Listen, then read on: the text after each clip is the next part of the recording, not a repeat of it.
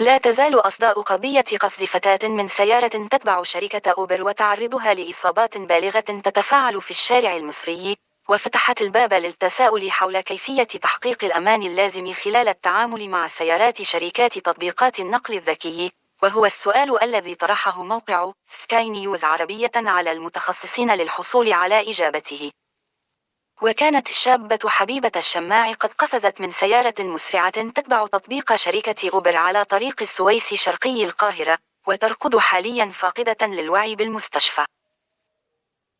وأفادت وزارة الداخلية في بيان أنه بسؤال شاهد عيان للواقعة، أوضح أن الفتاة أخبرته قبل نقلها للمستشفى أنها قفزت من السيارة خوفا من تعرضها للتحرش من السائق الذي ألقت الشرطة القبض عليه، واتهمته أسرة الفتاة في تحقيقات النيابة بمحاولة خطف ابنتهم. تحرك برلماني.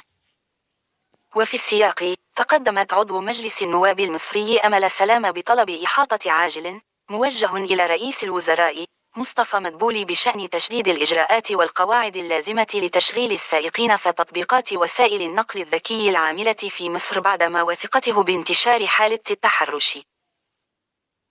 وفي تصريحات لموقع سكاي نيوز عربية، قالت أمل سلامة أن هناك قرارا صادرا من رئيس الوزراء برقم 2180 لسنة 2019 بضرورة تطبيق قواعد قانون وسائل النقل البري للركاب على الشركات التي تستخدم تكنولوجيا المعلومات أو ما تسمى بتطبيقات النقل الذكي.